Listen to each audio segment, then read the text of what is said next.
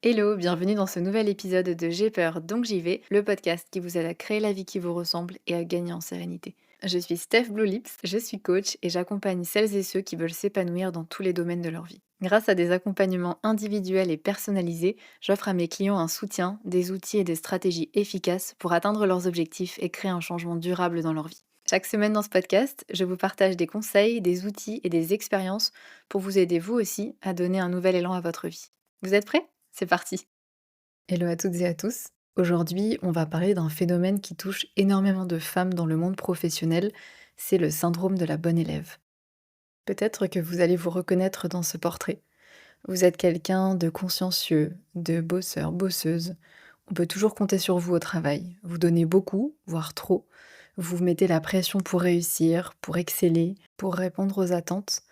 Et pourtant, vous avez parfois l'impression de manquer de reconnaissance de la part de votre hiérarchie, de vos collègues, l'impression que vos efforts sont pas toujours reconnus à leur juste valeur, et peut-être même que vous voyez des collègues moins rigoureux, moins rigoureuses que vous, obtenir des promotions ou des augmentations plus facilement. Si ça vous parle, cet épisode est fait pour vous, parce que ce syndrome de la bonne élève, contrairement à ce qu'on pourrait croire, n'est pas forcément un atout dans le monde professionnel. C'est même souvent un frein à notre évolution, à notre épanouissement pro. Donc on va voir ensemble aujourd'hui d'où vient ce syndrome de la bonne élève, pourquoi il pose problème au travail alors que c'est un atout avant, et comment s'en libérer pour enfin avancer sereinement dans votre carrière. Alors déjà, d'où vient ce syndrome de la bonne élève? Je genre au féminin, même s'il peut toucher tout autant des garçons, des hommes bien sûr, mais il touche surtout les filles et les femmes, et on va parler ensuite de pourquoi. Donc ce syndrome de la bonne élève, il se forge dès le plus jeune âge. On reçoit tout un tas de messages pendant notre enfance, notre scolarité, sur ce qui est valorisé, ce qui crée un conditionnement. À l'école, on nous apprend quoi? À bien se tenir, à lever la main avant de parler, à écouter sans interrompre, à se taire, à obéir. Et on félicite ceux qui suivent les consignes à la lettre, qui font bien leurs devoirs, qui ont une écriture soignée, qui font pas de bruit en classe. Tandis que les autres reçoivent des punitions ou des remarques, ou même pire, l'indifférence. Donc le système scolaire «traditionnel» entre guillemets, valorise énormément la conformité, l'obéissance, la capacité à reproduire exactement ce qu'on attend de nous, et l'originalité, l'esprit critique, l'initiative, tout ça, c'est pas forcément encouragé. On apprend à donner la bonne réponse, celle que l'enseignant veut entendre, pas forcément à développer sa propre réflexion, ce qui vient plus tard, plutôt en études supérieures. Alors bien sûr, je fais une généralisation, et il y a beaucoup de professeurs aujourd'hui qui essayent de changer ça, d'apprendre l'esprit critique, de laisser la place, à la réflexion, à l'originalité. Donc ça, c'est génial, et je leur envoie beaucoup de force parce que c'est vraiment pas un métier facile. Bon, on parle de l'école, mais bien sûr, il y a les attentes familiales. On apprend dès l'enfance à ne jamais remettre en question les figures d'autorité, à toujours obéir sans discuter, il faut avoir des bonnes notes. Et certains parents, parce qu'ils veulent aussi voir leurs enfants réussir, les poussent à exceller, leur mettent une certaine pression. Et le résultat, quand on a grandi avec ça, c'est qu'on intègre très jeune cette équation de si je fais bien les choses, si je suis les règles, si je respecte l'autorité, alors je vais être aimée, je vais être reconnue, je vais être valorisée. Et à l'inverse, une erreur ou une imperfection va mener à la déception, au rejet. Et on apprend inconsciemment à tirer notre estime de nous des félicitations extérieures plutôt que de notre propre regard, de notre propre évaluation. Et on développe une peur de décevoir, de pas être à la hauteur. Voilà un petit peu comment se développe ce syndrome de la bonne élève, et c'est un fonctionnement qui est payant pendant les études. Si vous avez ce syndrome de la bonne élève, vous étiez sans doute première de la classe, ou en tout cas vous faisiez partie des bonnes élèves, vous rendiez vos devoirs à temps, vous étiez studieuse, vous étiez appliquée, vos parents étaient sans doute fiers de vous et vous étiez appréciée des professeurs, et même si parfois vous vous mettiez une grosse pression pour réussir, que vous étiez pas mal stressée, au final ça payait. Vous avez sans doute obtenu un beau diplôme, tout le monde était content et vous aussi. Mais une fois dans le monde du travail, c'est là où les choses se corsent. Arrivé dans le monde professionnel, qu'est-ce qu'on fait naturellement? Eh ben, on reproduit le schéma qui a toujours marché pour nous jusqu'à maintenant.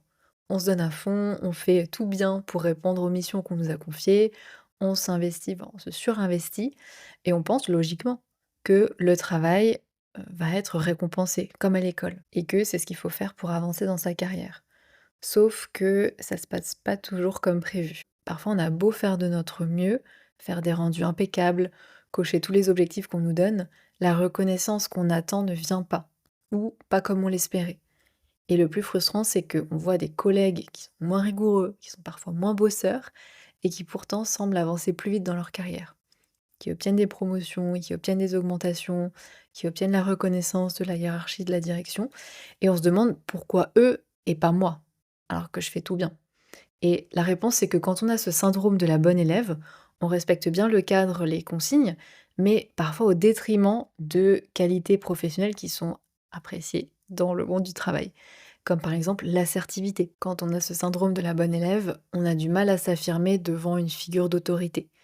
Dès qu'il y a une hiérarchie, on a tendance à s'effacer, on n'ose pas forcément dire ce qu'on pense vraiment, remettre en question des décisions, défendre nos idées, négocier, tout ça, ça peut être compliqué pour nous. Il y a aussi la prise d'initiative. On n'ose pas toujours sortir du cadre quand on a ce syndrome-là. On n'ose pas toujours prendre des initiatives, proposer des idées différentes. Tout ça, ça peut faire peur. Donc on préfère rester dans ce qu'on nous demande. Comme ça, on est sûr de ne pas se tromper. Et puis, il y a parfois un petit manque de vision globale, on va dire. C'est-à-dire qu'on est tellement focalisé sur le fait de bien respecter les consignes qu'on nous donne, qu'on perd de vue l'objectif général. On a un peu de mal à prendre du recul. Et pour les personnes qui ont ce syndrome, il y a un peu ce truc où tout semble important, tout semble urgent, et un petit peu du mal à prioriser. Au final, on se retrouve un peu bloqué versus d'autres qui prennent des initiatives, qui lancent des idées, qui se mettent en avant aussi, ce que l'on fait pas toujours quand on a ce syndrome de la bonne élève, et ces personnes-là nous passent devant et elles osent demander. Parce que quand on a cette peur de déplaire, ça peut aussi venir avec la peur de demander une promotion, la peur de demander une augmentation. Et en réalité, malheureusement, un manager a pas vraiment d'incitation à promouvoir la bonne élève. Parce qu'on est super pratique à garder dans l'équipe, parce qu'on est fiable, on est travailleuse, on peut compter sur nous.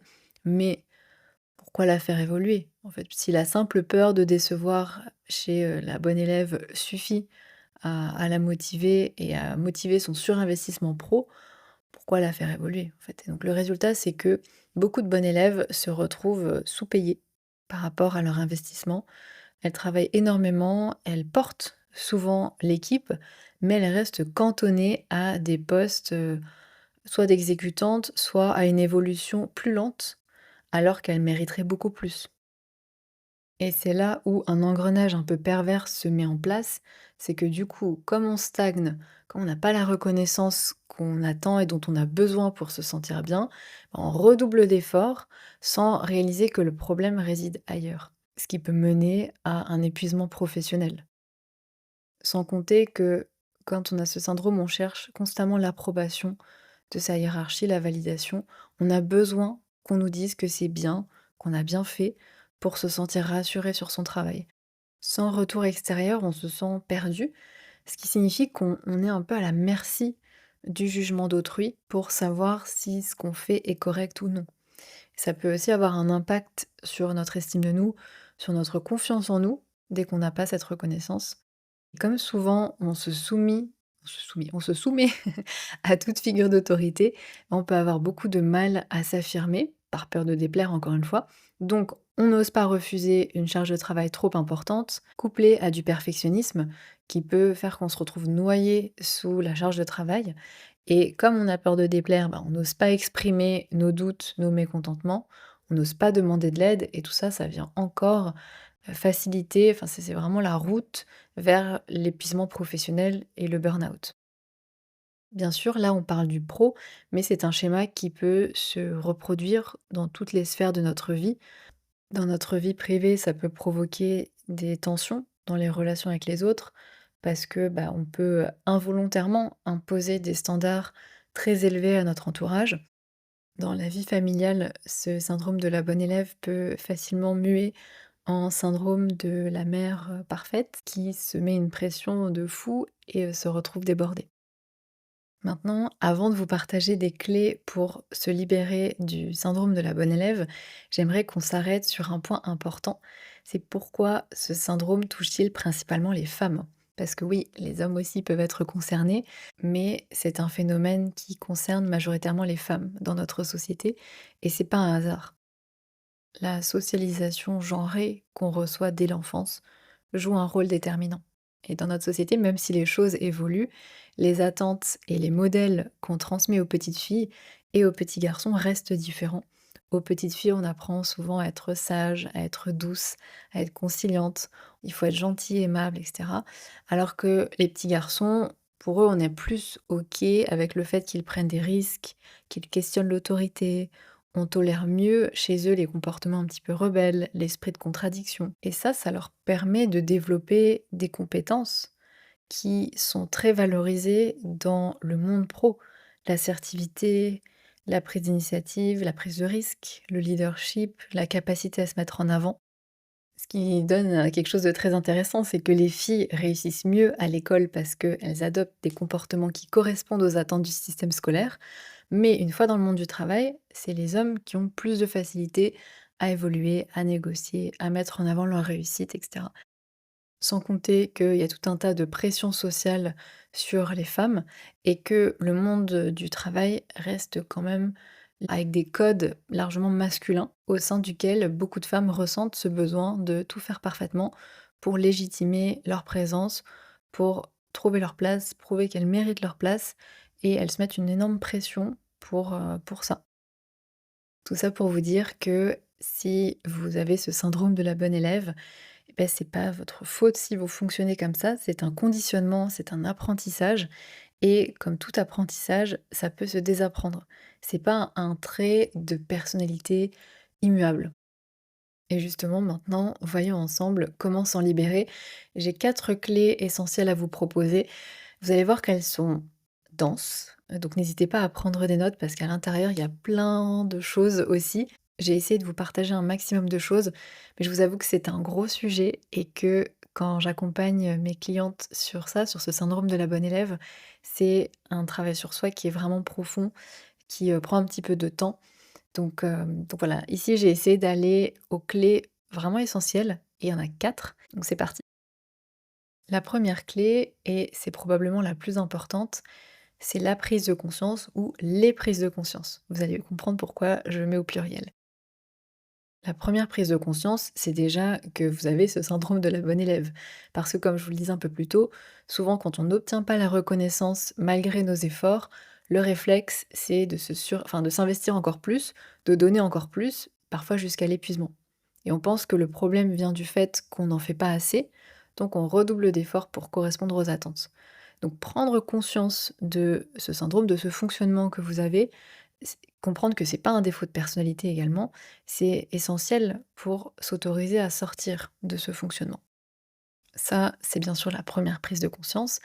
La suivante, les suivantes, ce sont des choses sur lesquelles je vous invite à porter votre attention. Tout d'abord, prendre conscience de quand vous tombez dans ce syndrome de la bonne élève.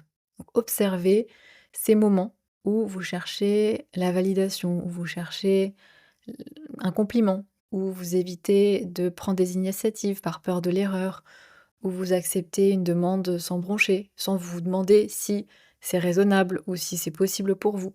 Essayez d'observer tout ça, de vos réactions, de comment ce syndrome de la bonne élève se traduit concrètement pour vous dans votre quotidien pro. Parce que déjà, ça va être la base pour ensuite pouvoir faire évoluer ces comportements.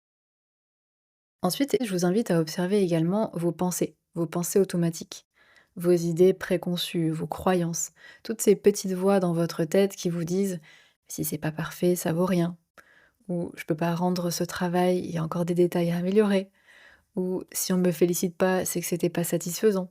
Voilà, toutes ces pensées qui en réalité dirigent nos comportements et qui sont très importantes à identifier pour pouvoir également ensuite travailler dessus.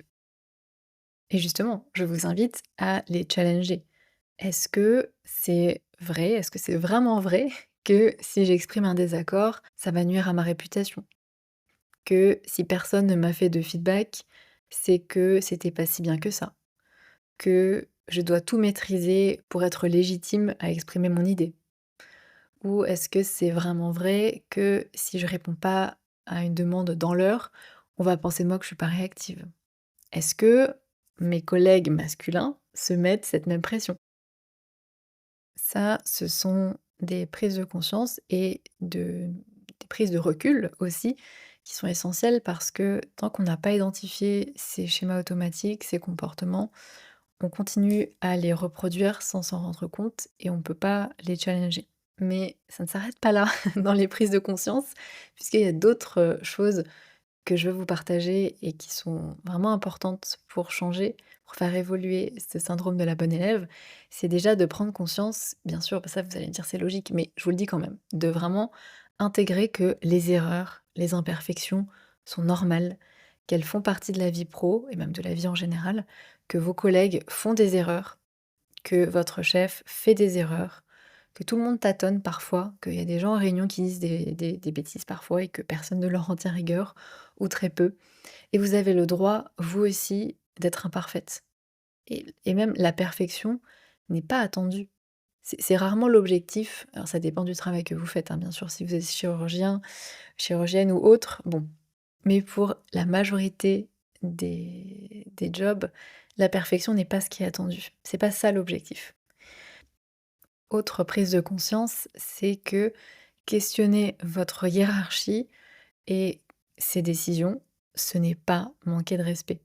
C'est même souvent une preuve d'engagement, de réflexion, et poser des questions pertinentes, proposer des améliorations, c'est ce qu'on attend d'une professionnelle compétente. Votre hiérarchie, votre chef au travail, c'est pas vos parents, c'est pas un prof auquel il fallait obéir sans réfléchir. Vous êtes des adultes qui travaillent ensemble vers des objectifs communs. Vous n'êtes pas un enfant, une enfant qui doit faire plaisir pour être aimé. Vous avez le droit d'exprimer vos besoins, vos attentes, d'avoir des opinions différentes, vous avez le droit de négocier. Vous n'êtes pas là pour vous faire discrète, en fait. Vous êtes là pour apporter votre contribution.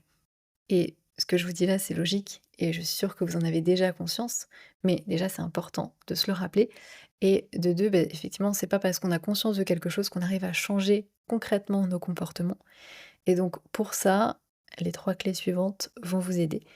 La deuxième clé, c'est d'apprendre à vous auto-évaluer plutôt que de dépendre du regard extérieur.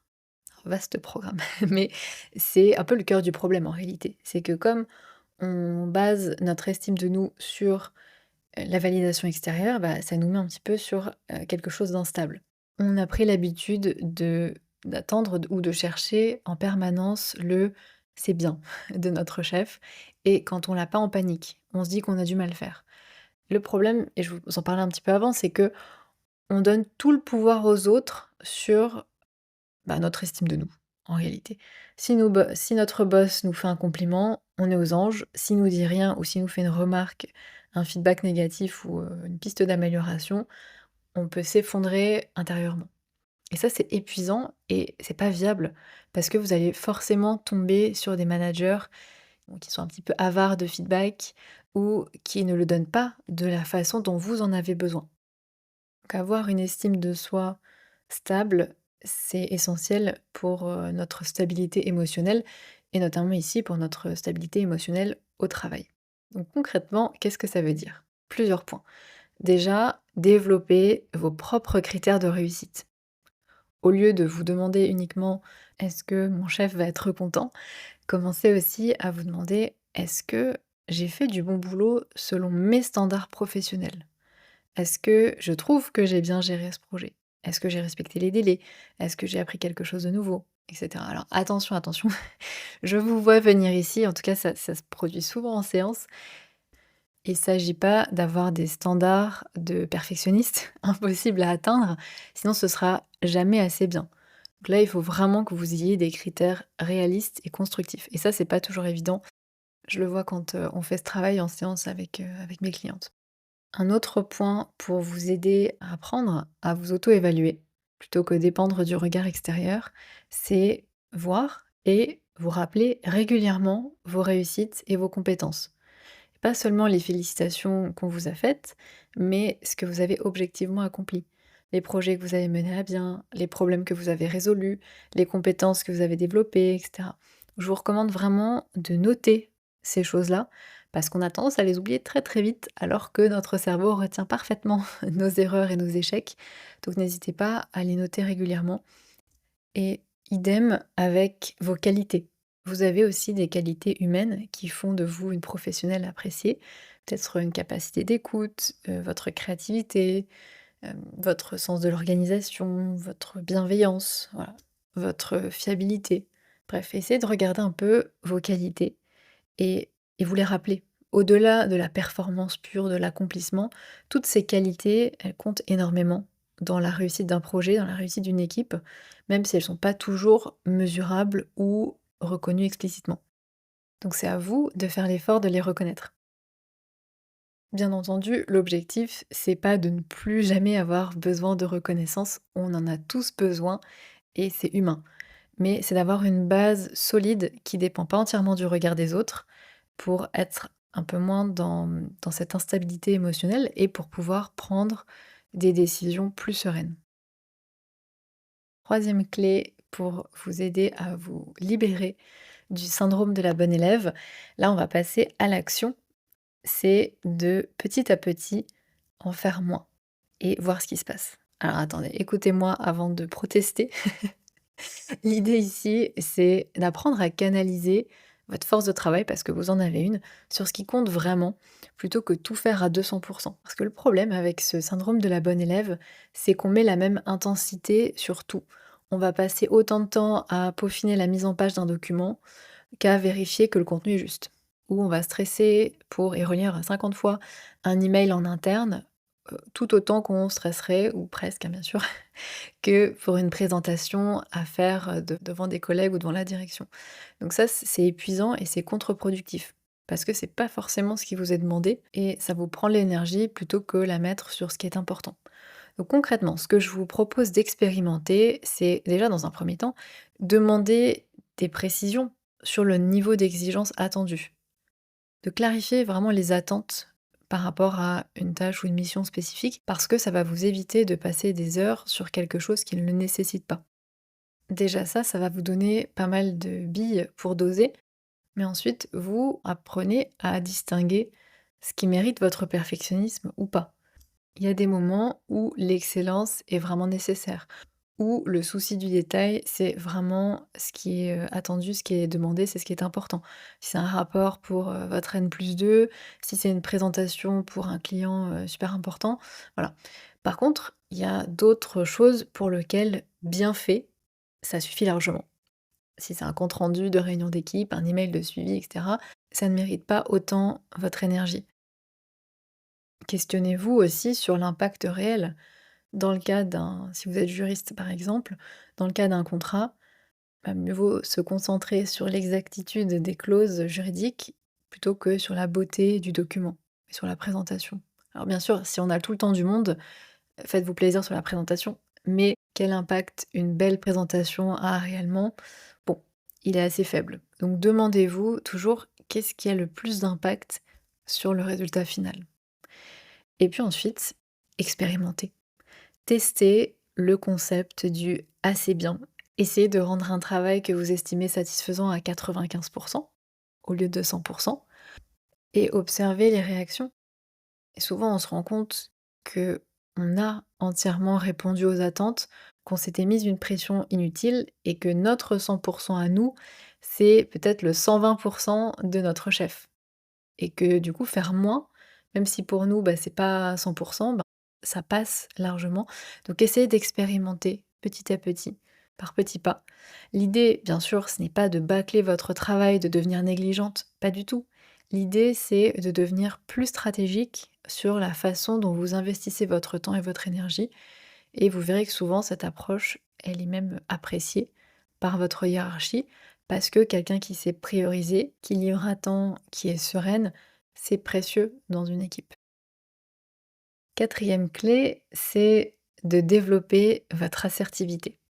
Et c'est sans doute la plus challenging, j'ai envie de dire. C'est celle qui peut donner un peu plus de fil à retordre, mais c'est aussi celle qui va vraiment changer la donne dans votre quotidien professionnel. L'assertivité, c'est cette capacité à exprimer ses opinions, ses besoins et ses limites de manière claire et respectueuse, sans agressivité, mais sans se soumettre non plus. Et pour quelqu'un qui a le syndrome de la bonne élève, c'est particulièrement difficile parce qu'on a appris que dire non ou exprimer un désaccord, c'était potentiellement risqué de déplaire.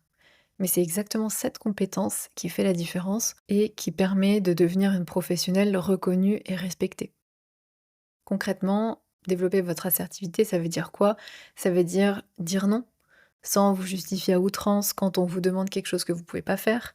C'est oser exprimer votre désaccord de manière constructive. Vous n'êtes pas obligé de devenir une nouvelle personne et qui est dans la confrontation. Vous pouvez simplement essayer de dire: «Ah bah, je vois les choses différemment» ou «J'ai une autre approche à proposer». Et puis expliquer ensuite votre point de vue calmement. Ça peut être aussi prendre la parole en réunion, même si vous n'êtes pas 100% sûr, partager des idées, demander quand vous avez besoin d'aide. Toutes ces thématiques, chacune individuellement, il y a des épisodes de podcast que j'ai dédiés sur ce sujet. Et d'ailleurs, il y a toute une catégorie assertivité, affirmation de soi, dans le guide des épisodes du podcast, si vous voulez jeter un œil. Et si vous voulez le télécharger gratuitement, je vous mettrai le lien dans la description de cet épisode, ou vous pouvez le retrouver à l'adresse stephbluelips.com/guide-podcast. Oui, c'est un peu long. Je vais vous l'épeler. C'est Steph, S-T-E-F. Blue Lips, c'est B-L-U-E-L-I-P-S, tout attaché, .com slash guide et tiret podcast. Ça s'écrit P-O-D-C-A-S-T. Voilà, pour ça, vous pourrez retrouver le guide format PDF avec tous les épisodes classés en catégories, ce qui vous permet vraiment de piocher selon ce dont vous avez besoin. En tout cas, sur l'assertivité, le secret, c'est comme pour le point précédent, c'est de commencer petit. Choisissez une situation où les enjeux sont pas énormes pour vous entraîner et observez ce qui se passe. Pareil, dans la majorité des cas, vous verrez que souvent nos peurs sont bien plus grandes que la réalité et que les gens respectent quelqu'un qui s'affirme avec respect. Et puis ça va vous faire du bien à vous aussi, ça va faire du bien à votre estime de vous, de dire non, de prendre votre place. Et c'est comme ça que petit à petit, vous allez pouvoir dépasser cette peur de déplaire. Voilà pour ces 4 clés pour commencer à vous libérer du syndrome de la bonne élève. Je sais que ça peut paraître beaucoup déjà et c'est normal si vous vous sentez un petit peu déstabilisé à l'idée de changer des habitudes que vous avez depuis des années. Mais rappelez-vous, ce syndrome, ça peut se transformer avec de la patience et de la pratique. L'idée, c'est pas de tout bouleverser du jour au lendemain, c'est de commencer par une petite chose et progresser petit à petit. Peut-être que cette semaine, vous allez juste vous entraîner à dire non à une demande qui vous surchargerait, ou vous allez vous challenger de poser une question en réunion, ou de rendre un travail sans le relire 10 fois. Et c'est déjà très bien. Et vous allez voir qu'au fur et à mesure, ça deviendra plus naturel. Vous allez prendre conscience et c'est hyper libérateur de ne plus être dans l'attente permanente de l'approbation des autres. Et bien sûr, si vous souhaitez être accompagné, faire un vrai travail de fond solide et durable, eh bien je vous invite à jeter un œil à mon programme Confiante. C'est un accompagnement individuel avec moi, 100% personnalisé, qui va vous aider à dépasser ces schémas qui vous limitent et à développer une confiance en vous solide, durable, encore une fois, ça c'est important. Donc si ça vous intéresse, je vais vous mettre 2 liens. Premièrement, celui avec, toutes les infos sur le programme et ensuite le lien du formulaire que je vous invite à remplir pour, être recontacté et qu'on puisse faire un appel découverte ensemble. C'est un appel qui est gratuit et qui nous permet, voilà, de faire connaissance, d'échanger, de voir quels sont vos besoins, de voir si l'accompagnement est fait pour vous. Donc je vous mettrai également le lien du formulaire dans la description de cet épisode où vous pouvez bien sûr toujours le retrouver dans le lien dans ma bio sur Instagram et mon Instagram c'est Steph Blue Lips, Steph avec un F. Je vous remercie d'avoir écouté cet épisode jusqu'à la fin, j'espère qu'il vous a plu. Si c'est le cas, bah, n'hésitez pas à le partager autour de vous, peut-être à d'autres femmes de votre entourage qui pourraient se reconnaître ou que ça pourrait aider. Je vous remercie encore pour votre fidélité à ce podcast depuis 5 ans, c'est juste fou. Donc merci, merci, merci et moi je vous dis à très bientôt. Ciao!